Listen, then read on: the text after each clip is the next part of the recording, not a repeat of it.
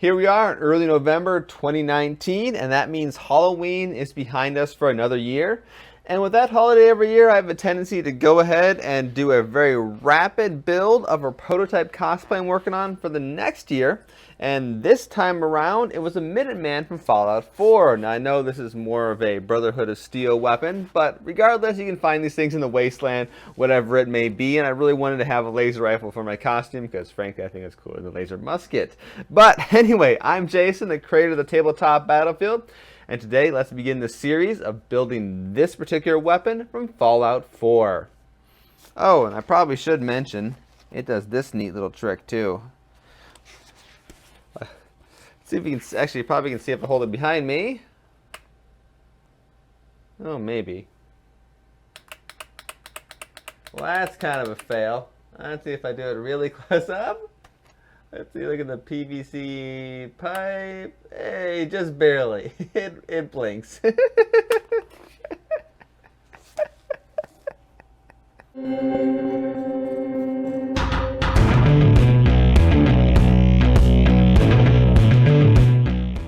So for this particular series, it's going to be several parts. I'm thinking 4 or 5, and then at some point in the not too distant future, I'm going to return to this process and show you how I upgrade it to make it a little bit better and replace some of the things that didn't go quite right with this build process. Hey, I'm already missing a piece. Well, what do you know? But let's get started today. I'm going to be focusing purely on the stock and the trigger area in this part of the build, as well as the kind of the big spine that runs throughout the entire rifle. One of the best parts of making a Fallout prop is the sheer amount of reference images that are available. Within the game, in the inventory system, you got a 3D look at pretty much everything you can pick up. So go ahead, take a look at the laser rifle. You can look from every direction and use that to build all your plans. So to figure out the size of how big I wanted the prop to be, I looked at how the main character holds the forward grip of the weapon, and based on that, I was able to figure out that grip is about 6 inches long. And then once I know that dimension, I can go ahead and figure out the size of the rest of the rifle. So what you see here is me building a template that'll become the basis for a wood backbone that runs the length of the laser rifle. I then took the template, taped it down to a piece of 1/4-inch plywood, and using a jigsaw, I cut it out. Now one thing I'm doing in reverse anyway, it's not the right way to do it, is you want to cut out the inside pieces before you cut the entire backbone out.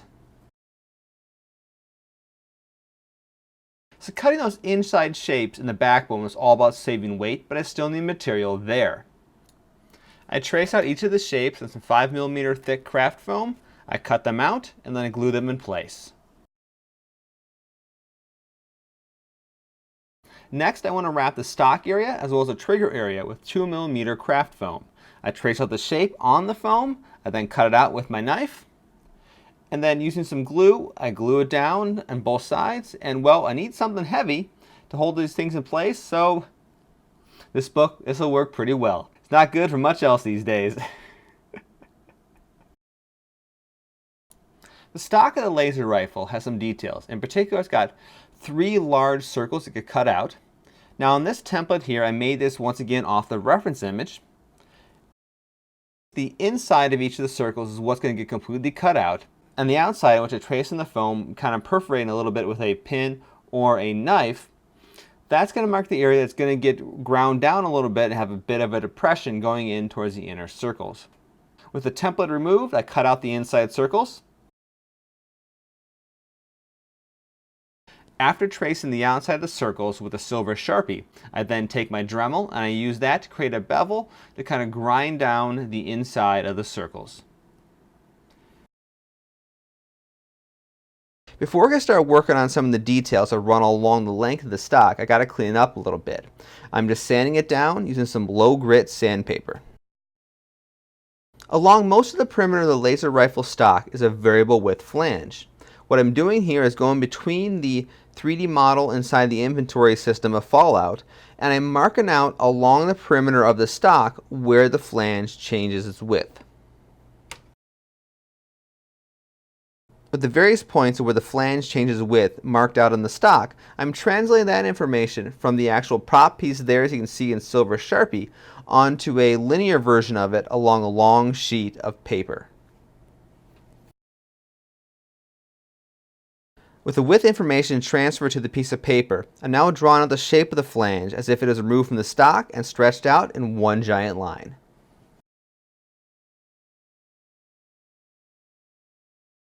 Here's a trick that I have for creating a template that is symmetrical.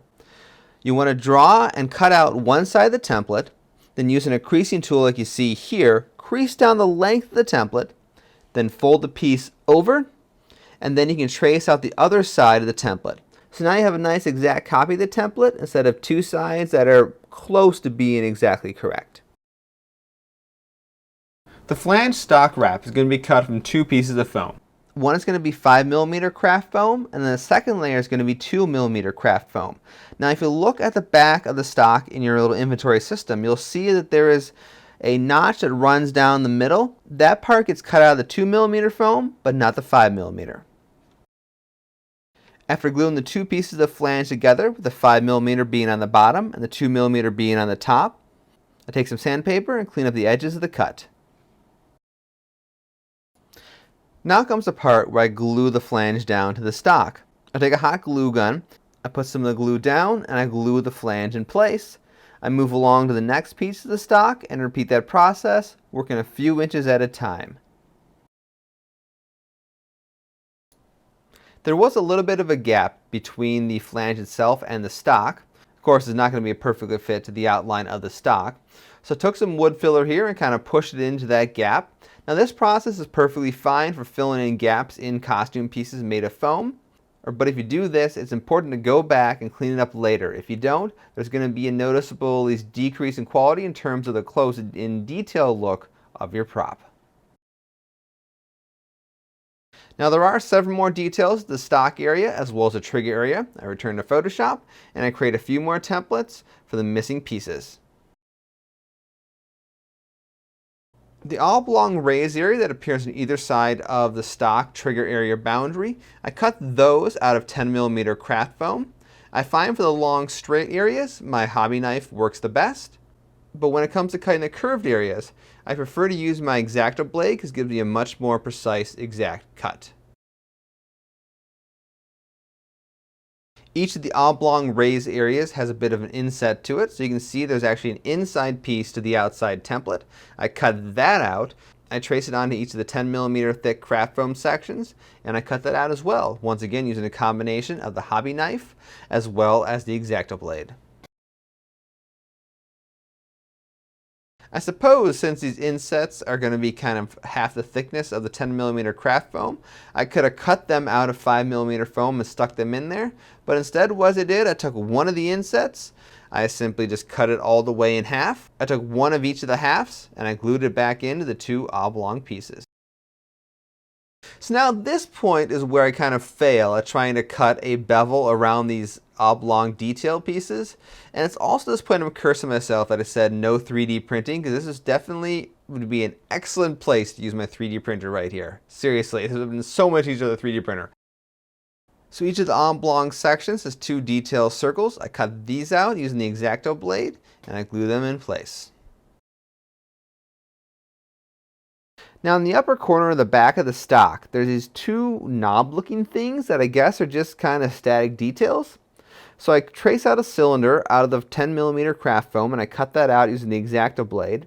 Now that I know better to try to cut in bevel, I'm going to use some sandpaper to make the kind of knobby beveled shape to it. And yes, this does work actually a lot better. With all the important foam pieces cut out and shaped, I glue everything in place and give it plenty of time to dry. To help clean up the rest of the perimeter of the stock and trigger area, I cut out a strip of the 2mm craft foam that happens to be as wide as a plywood backbone, as well as the two pieces of foam sandwiching it together. Then, using a combination of glue as well as some tape to hold everything in place, I very carefully run this piece along the rest of the perimeter of the stock as well as the trigger area. And as we get done here with this episode in terms of building the stock of the laser rifle, there are a few little details I did not talk about in the video. There are several non-foam pieces on here. We've actually got a washer as well as a little jewelry bead thing that I won as a prize in a costume contest last year. And I've also actually got two bolts running through these little oblong pieces to add some detail. And I think I also forgot to mention in the video that there is a little bit of these raised bumpy areas in the stock. That's just EVA foam. What do you call those things? EVA foam cylinders is kind of cut in half and glued in place. But that's the basic gist of the stock process. I think in the next episode in this series, we'll talk a lot about building the main barrel as well as maybe the foregrip and some of those details. So once again, I'm Jason, the creator of the Tabletop Battlefield. Go ahead and hit subscribe here on this YouTube channel to get the future videos in this series when they come out over the next few weeks. It won't be laser rifle after laser rifle after laser rifle. I got a few things in between I'll drop in and break that up. But, you know, probably by the end of the year, all these episodes in this build process will be out. So be sure to hit subscribe, like, comment, and, you know, I never tell people to share stuff. Maybe I should do that every now and then. That seems to be a good strategy. Well, anyway, thank you guys all for watching, and have a great week.